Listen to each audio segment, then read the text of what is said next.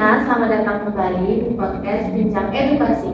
Podcast yang membahas seputar dunia pendidikan dan inovasi di dalam pembelajaran. Bersama aku Indah Nur Anissa dan rekan saya Wahyu. Wah, topik kali ini cocok banget nih buat kamu yang lagi kuliah ataupun jadi pengajar.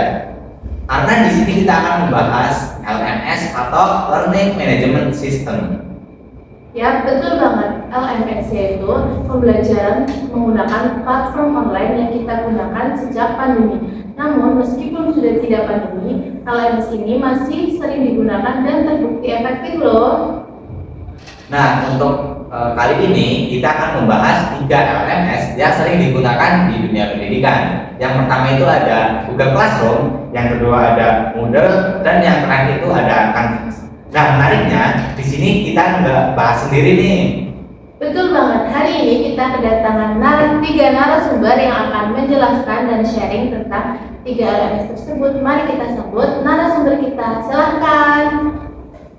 Nah, di sini kita udah kedatangan 3 narasumber kita. Sebelum kita mulai podcast hari ini, kita harus kenalan dulu nih sama narasumber kita. Yang pertama ada, halo, perkenalkan, nama saya Asmita Nurrahmani. Kalian bisa panggil Asmita. selanjutnya. Halo, aku Elisa. Orang biasa manggil aku Elisa. Yang selanjutnya, Halo, nama saya Rizal. Ya, gimana nih kabarnya kakak-kakak semua? Boleh dong kasih tahu ke penonton. Ya, alhamdulillah kabar dari aku sendiri sehat ya. Dan aku senang juga diundang oleh Mbak Indah dan juga Mas Bambang dalam podcast kali ini.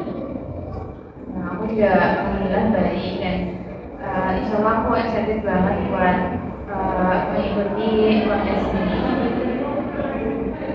Ya, Alhamdulillah saya juga baik banget dan sangat semangat untuk mengikuti podcast ini.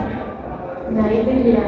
Nah, tadi kan kita udah kenalan nih sama narasumber kita. Sekarang kita akan mulai masuk ke pembahasan mengenai LMS. Kita akan tanya dulu ke Mbak Asmita, apa itu tentang LMS? Boleh kasih tahu ke penonton? Ya baik Mbak Indah, kalau setahu saya LMS itu kan singkatan dari Learning Management System. Jadi sistem yang memanage tentang kayak pembelajaran ya. Jadi di mana si dosen ataupun guru itu bisa memberikan tugas atau materi dan lainnya di LMS tersebut. Kalau dari Mbak Risa, Ya benar banget ya yang dikatakan oleh Mbak Asmita. Kayak jadi LMS itu kayak lebih ke ruang kelas cuman dalam digital atau dalam virtual. Jadi di dalam LMS itu lebih dari sekedar tempat buat upload file. Di situ tuh ada kayak ruang kelas tersendiri itu di mana, terus yang buat upload file di mana, terus yang buat materi juga di mana, itu udah ada tempat-tempatnya masing-masing. Mas Rizal mungkin mau menambahkan. Jadi LMS itu untuk mempermudah kita sebagai pendidik untuk menyampaikan secara virtual. Mungkin tambahannya seperti itu sih. nah benar banget itu tadi penjelasan dari para narasumber kita. Dan menariknya LMS untuk sekarang ini bukan hanya untuk media pembelajaran secara daring, tapi juga sebagai pendukung metode pembelajaran secara tatap muka. Jadi itu pembahasan mengenai LMS. Tadi kita udah bahas tentang pengertian umum LMS. Sekarang kita akan masuk ke jenis LMS yang pertama, yaitu Moodle. Nah, coba dari Mas Rizal dulu bisa dijelaskan apa sih itu LMS Moodle? Jadi seperti ini Mbak ya. Dari semester 1 saya sudah menggunakan Moodle. Jadi Moodle itu sebuah platform seperti kelas, seperti itulah bisa jadi, atau platform untuk belajar. Untuk mengumpulkan tugas bisa, melihat jadwal bisa. Tetapi kekurangannya mungkin sedikit membingungkan kalau kita jarang memakainya ya. Kalau kita awal-awal memakainya membingungkan dan membosankan seperti itu. Ya berarti kalau di sisi teknis itu kalau mobil itu bisa dikustomisasi nggak?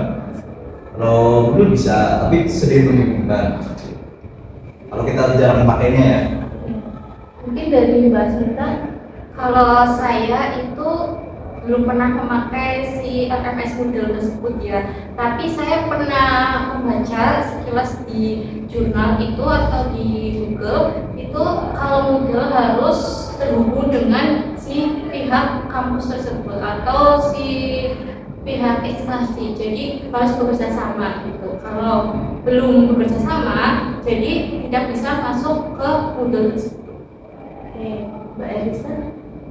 Kalau saya juga belum pernah secara langsung gitu memakai Moodle ini. Jadi mungkin Moodle lebih singkatnya mungkin kayak tadi ya, ruang kelas virtual gitu buat belajar secara virtual. Nah, itu tadi pembahasan mengenai LMS Moodle dari narasumber kita. Jadi secara singkatnya, Moodle itu sama aja dengan platform pembelajaran digital atau online yang kita bisa mengumpulkan tugas, bisa sharing materi bagi guru, dan mungkin harus terhubung langsung dengan instansi pendidikan tersebut. Seperti itu. Nah, sekarang kita akan membahas LMS yang selanjutnya, yaitu Google Classroom. Nah, untuk Mbak Elisa sendiri, menurut Mbak, Google Classroom itu seperti apa sih, Mbak? Kalau untuk Google Classroom, aku udah sering pakai ya kalau Google Classroom. Mungkin teman-teman di sini juga udah sering pakai atau familiar dengan Google Classroom ya. Jadi untuk penggunaannya sendiri itu simpel banget ya. Kita tinggal masukin kode kelas yang udah dibagikan atau yang udah dibikin, kan nanti ada kode kelasnya. Itu nanti muncul kode kelas buat masuk ke ruang kelasnya itu. Terus di dalam Google Classroom juga udah tertata apa-apa aja yang fitur-fitur apa aja yang ada di Google Classroom, kayak misal buat share materi, terus buat absen online juga di Google Classroom juga bisa, atau misal buat pertanyaan singkat, terus ada multiple choice, itu di situ juga bisa. Nah, kalau menurut Mbak Asmita nih, Google Classroom itu seperti apa? Ya, kalau menurut saya tadi seperti Mbak Elisa ya, sama itu emang mudah banget digunakan kalau Google Classroom. Jadi itu mulai terkenalnya waktu di zaman COVID kali ya, kita kan beralih ke platform online. Jadi itu Google Classroom bisa digunakan oleh jenjang manapun gitu, dan benar-benar tampilannya itu sederhana dan bisa diakses oleh siapapun gitu kan. Kalau Mas Rizal pernah memakai Google Classroom? Pernah, jadi di semester 2 dan 3 saya sudah pernah mencoba dan experience saya sangat memudahkan. Seperti tadi yang sudah dijelaskan oleh narasumber lainnya, memudahkan untuk mengumpulkan tugas. Gitu. Ya, jadi itu pembahasan mengenai Google Classroom. Kalau Google Classroom ini mungkin lebih familiar di kalangan peserta didik, bisa dari anak-anak sampai yang sudah kuliah seperti kita, karena fiturnya yang memudahkan dan gampang dipahami. Jadi itu tentang Google Classroom. Selanjutnya kita akan bahas LMS yang terakhir, yaitu Canvas. Nah, kalau Canvas sendiri ini aku kurang familiar ya. Coba kita tanya ke narasumber kita. Mungkin bisa dari Mbak Asmita.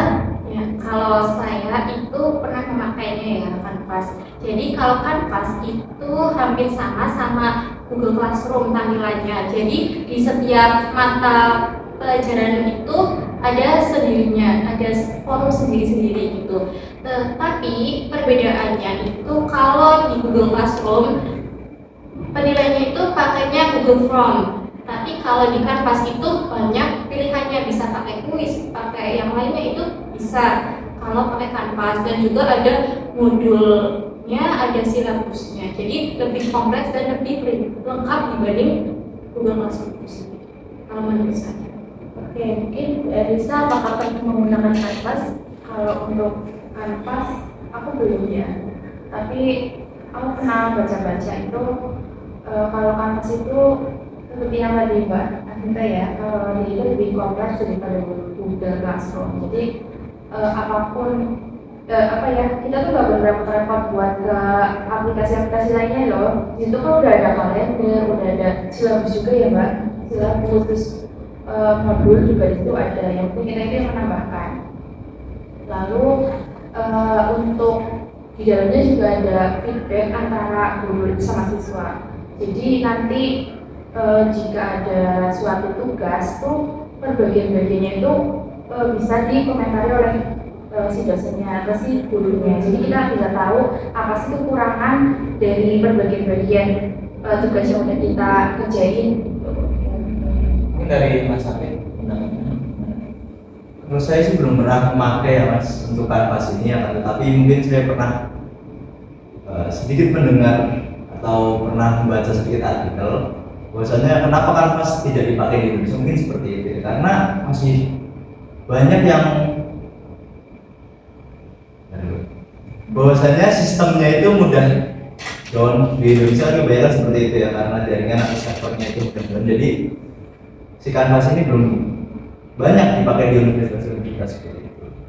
Wah, menarik ya. Berarti kalau kanvas itu ternyata fiturnya lebih kompleks ya Mbak, lebih lengkap gitu, lebih kompleks. Iya. Tapi sayangnya Masih untuk belum banyak diterapkan di Indonesia. Ya, seperti itu. Nah, itu dia pembahasan mengenai 3 LMS yang sudah dipaparkan oleh narasumber. Sekarang kita akan tanya nih, apa aja rekomendasi dari LMS tersebut atau kenapa memilih LMS tersebut? Oke, Mbak Asmita. Kalau saya sendiri lebih memilih si kanvas tersebut ya, karena yang telah saya jelaskan tadi di dalamnya itu tampilannya seperti itu, langsung yang mudah dipahami, tapi lebih kompleks dan lebih lengkap kalau menurut saya. Dan kenapa saya tidak memilih Moodle? Karena apa? Karena harus bekerjasama dengan si instansi yang bersangkutan. Terus kalau Google Classroom itu lebih terbatas gitu, jadi tidak sekompleks si kanvas tersebut. Mbak Elisa. Kalau saya sendiri sih lebih ke Google Classroom ya, karena kalau kanvas itu emang kompleks, cuman kalau Google Classroom untuk setara yang buat perkuliahan atau pembelajaran yang sekolah itu mungkin udah mencukupi ya, karena mungkin cuman membutuhkan buat share materi, terus buat yang mengirim jawaban mungkin kalau dapat pendapat gitu sih. Jadi Google Classroom mungkin untuk pemula yang seperti siswa atau buat kuliah udah memadai banget ya. Selanjutnya mungkin Mas Afif, menurut saya memilih Moodle Mas ya, karena saya sudah memakai dari semester 1 dan sampai sekarang saya sudah pakai. Jadi untuk kelebihannya kan seperti tadi sudah saya jelaskan, ini memang simple sih menurut saya, karena simple saja dan kita sudah tersambung langsung dengan kampus juga, jadi lebih mudah seperti itu. Dan mungkin yang terakhir saya sudah nyaman dengan itu ya Mas. Jadi seperti itu. Nah, itu dia tuh rekomendasi LMS dari para narasumber kita. Jadi, kamu mau pilih yang mana? Wah, pembahasan kali ini informatif sekali ya. Terima kasih kepada para narasumber kita, dan Mbak Asmita, Mbak Elisa, dan Mas Abe atas berbagi dan sharing informasinya kepada kita semua. Nah, mungkin ada nggak sih yang mau diucapin penonton? Ya, terima kasih banyak ya Mbak Indah sama Mas Bambang udah mengundang saya, dan juga saya jadi tahu nih tadi aplikasi Moodle itu gimana, terus juga teman-teman yang belum menggunakan kanvas jadi tahu. Elisa? Kalau aku terima kasih juga ya karena udah mengundang saya dan termasuk juga kalian semua, dan semoga dengan adanya podcast ini semoga kalian itu bisa memilih podcast sesuai dengan kebutuhannya masing-masing. Masih bisa nih. Kami ucapkan terima kasih dan semoga informasi dari kami bermanfaat untuk penonton semuanya. Mungkin itu aja dari saya. Nah, itu dia pembahasan kita hari ini tentang LMS. Semoga bermanfaat bagi kalian yang menonton. Sampai jumpa di podcast episode selanjutnya. See you.